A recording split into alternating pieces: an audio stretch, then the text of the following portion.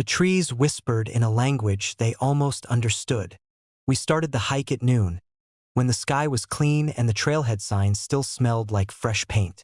3 of us, Evan, Mara, and me, shouldering packs that were heavier with confidence than supplies. The map showed a loop through a high forest, a spine of granite rising to a narrow saddle before dipping into a basin where the ranger said there was a flat place to camp. "Hardly anyone goes out there," he'd said, not warning us so much as bragging on the mountain's behalf. By late afternoon, the wind came up. It threaded itself through the branches with a sound like breath drawn through teeth. The pines were tall and close, their trunks straight as organ pipes. When the gusts hit, the needles shivered and hissed, and for a moment it felt like the forest was clearing its throat. We laughed about it at first. Evan cupped his hands and whispered nonsense syllables into the trees. Mara told him to stop provoking things. I didn't join in. There was something about the sound that tugged at a place just behind my ears, like a word you're about to remember and can't. The trees whispered in a language I almost understood, and the almost was worse than ignorance. As the light tilted toward evening, the forest thinned. Shadows stretched and slid as the sun dipped, and the ground grew soft with needles. We followed a game trail off the marked path to find water. The stream was cold and clear, its voice steady, the only thing that sounded honest. When we filled our bottles, the wind dropped away so suddenly it was like someone had closed a door. The silence was unnatural, not the restful quiet of snow or the respectful hush before rain, but a pressed, waiting absence. No birds, no insects. Our footsteps sounded wrong, too loud, as if the sound had nowhere to go. "Do you hear that?" Mara asked. Evan shrugged. "Hear what?" She shook her head. "Never mind." But I heard it. Under the silence, under the faint rush of the stream, there was a murmur, a susurrus that rose and fell with no obvious source. It seemed to come from everywhere at once, from bark and leaf and the dark spaces between roots. It was too patterned to be wind, too deliberate to be water. It was whispering. We camped on a narrow bench cut into the slope. The trees crowded close, their branches knitting overhead until the sky was a blue ribbon. When the fire caught, its light jittered across the trunks, making them lean and straighten, like they were breathing. The whispering came and went with the wind, but even when the air was still, I felt it brush against my thoughts. Evan told a story to fill the space. Mara checked the map again and again, frowning at the lines. I tried to eat, but the food tasted like paper. Every so often I thought I heard my name. Not clearly, just the shape of it. A familiar cadence, a vowel softened, a consonant blurred. Each time my chest tightened, and I told myself it was the forest playing tricks, that humans are good at finding patterns where there are none. The first night passed without incident. If you ignore the way I dreamed of my grandmother's voice calling me in from the yard, the way she used to when the streetlights came on. In the dream, her voice came from the trees, layered and overlapping, and when I stepped closer, the bark split to reveal a mouth that smiled with my own teeth.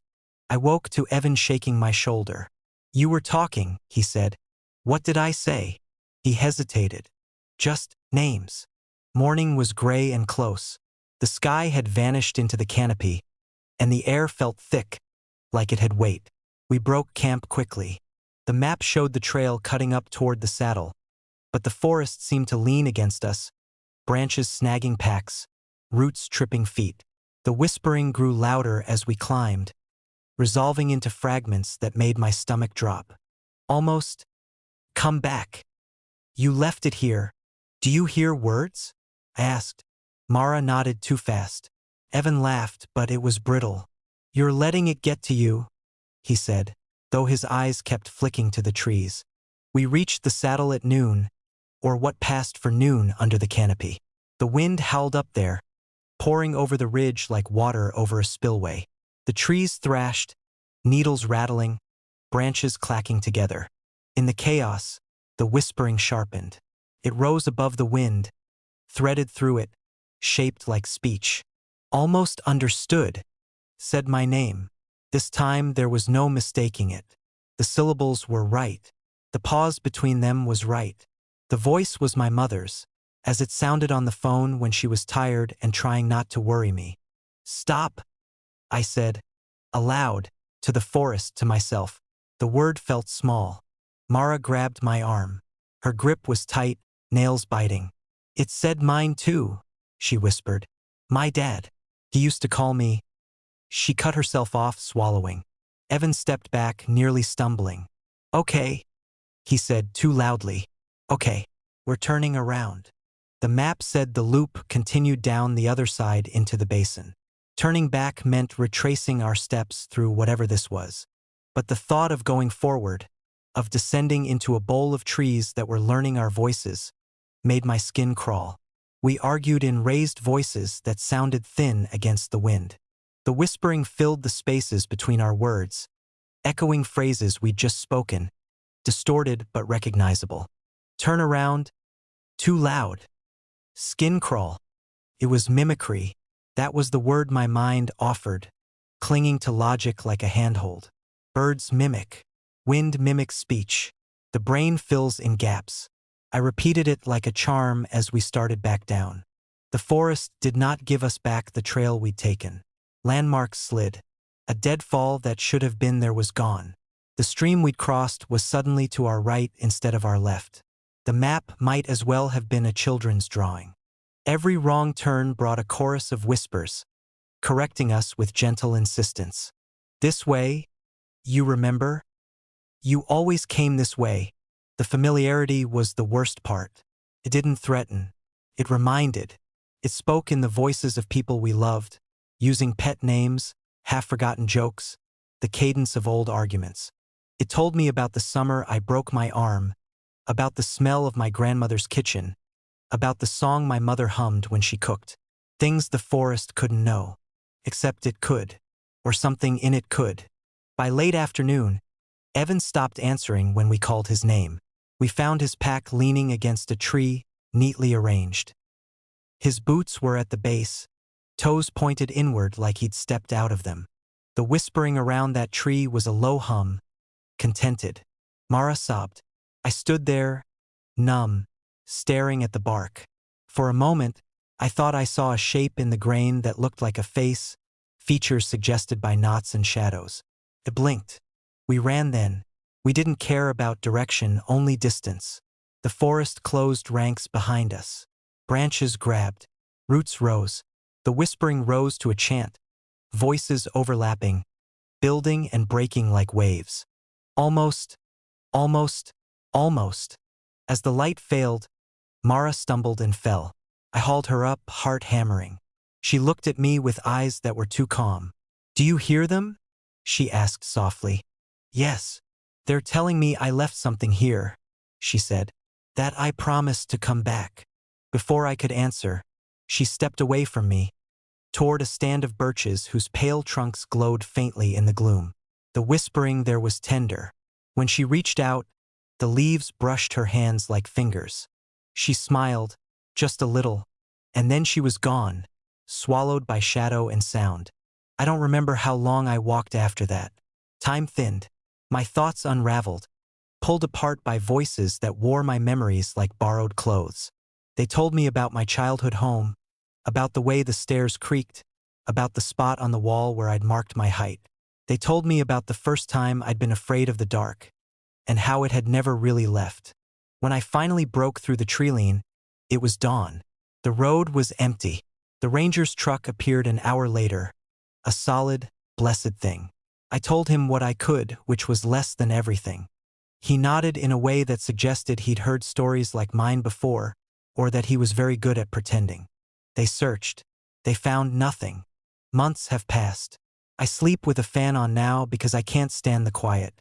Sometimes, in the spaces between waking and dreaming, I hear the wind move through the trees outside my apartment, and beneath it, the murmur of a language I almost understand, practicing my voice, waiting for me to remember what I promised and come back. A figure crawled out of the lake at midnight and stood motionless at the shore. The cabin had no signal and no neighbors, which was the point.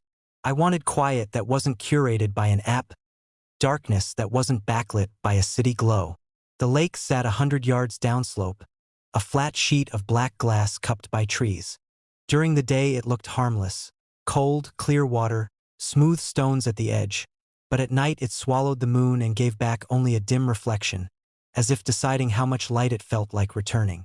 I was alone. That mattered. No one else to misremember things with me. Midnight came without ceremony. No owl calls, no insects. The silence pressed so hard it made my ears ring. I was standing on the porch, wrapped in a blanket that smelled faintly of dust and pine cleaner, watching fog creep off the water in low, patient sheets. It moved slowly, like something thinking. That was when I saw it. A shape broke the surface near the center of the lake. At first I thought it was driftwood shifting, then an animal swimming. The water barely rippled. The thing moved with no urgency, no splashing, just a slow displacement, as if the lake itself were pushing something unwanted toward shore. It reached the shallows and rose. A figure crawled out of the lake at midnight and stood motionless at the shore. It was human-shaped. That was the first and worst realization. Arms too long, maybe, shoulders slumped forward, head bowed. Water streamed off it in thin lines that caught the moonlight, but I couldn't hear it dripping. Not a single sound. The fog slid around its legs, obscuring its feet, making it look unfinished, like a sketch that hadn't been filled in yet. My breath came too fast. I pressed my hand to my mouth, convinced the sound of breathing alone might draw its attention. The cold air burned my lungs. My heart beat so loudly I expected it to echo across the lake. The figure didn't move. Minutes passed, or seconds. Time felt wrong, stretched thin. The moon climbed higher, sharpening the contrast, carving details out of shadow. I could see its skin now, pale, uneven like wax left too close to heat. Its clothes clung to it, dark and heavy, but wrong in a way I couldn't place, like an imitation of fabric rather than fabric itself. "Hey!" I whispered, before I could stop myself. The word fell into the silence and died. No response. The figure didn't turn its head. It didn't blink. If it had eyes, they were fixed on the treeline behind me, not on the cabin, not on me. That made it worse. Being ignored by something that shouldn't exist felt more deliberate than being watched. I stepped back, the porch board creaking under my heel. The sound was obscene in the quiet. The figure's head twitched. Just a fraction. A single, sharp movement, like a marionette tugged by a careless hand. "Can you hear me?" My voice shook, thin and brittle. The head lifted slowly, too slowly. Its neck elongated in a way that made my stomach drop, vertebrae shifting under skin like something rearranging itself to fit a remembered shape.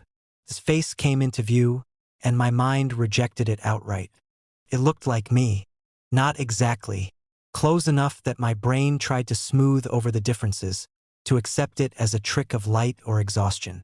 Same hairline, same crooked nose, same small scar at the corner of the mouth from when I'd split my lip as a kid.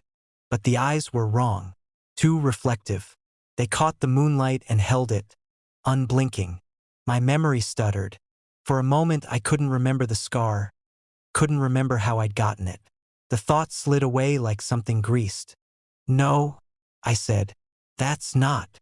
The figure opened its mouth. Nothing came out. No breath, no sound. Its lips moved anyway, shaping words I recognized without hearing.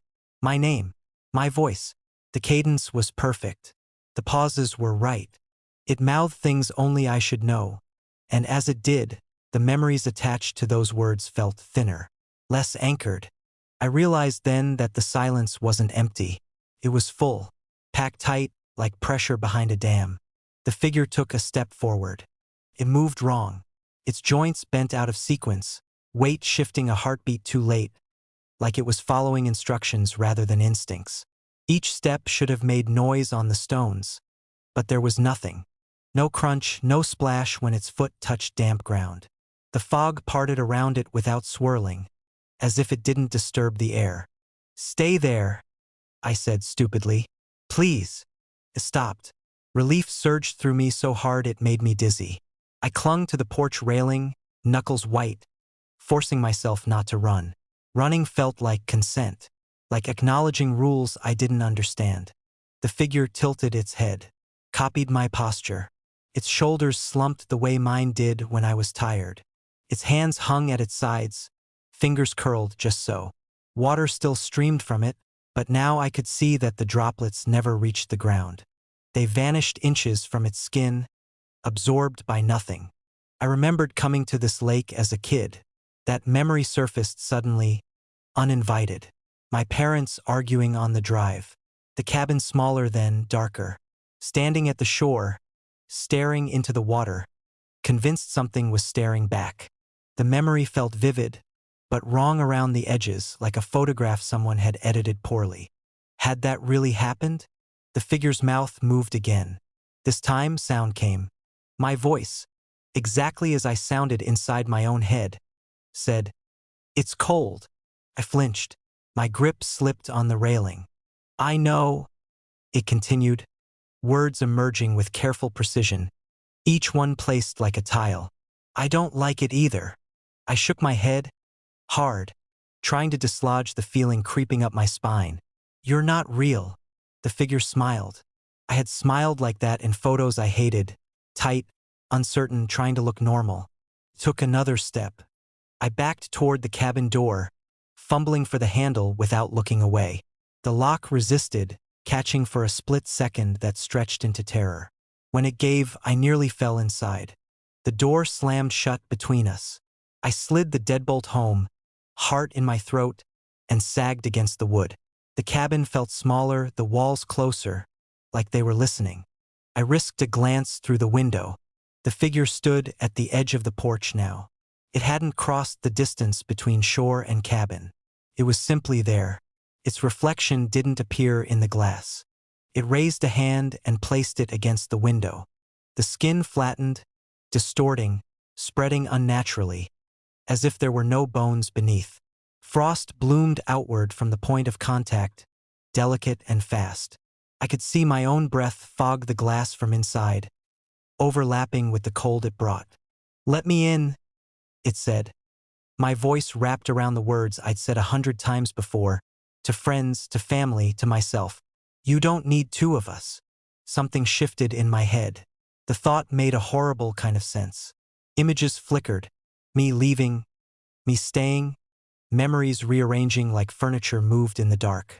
I couldn't tell which version belonged to which body. The figure leaned closer.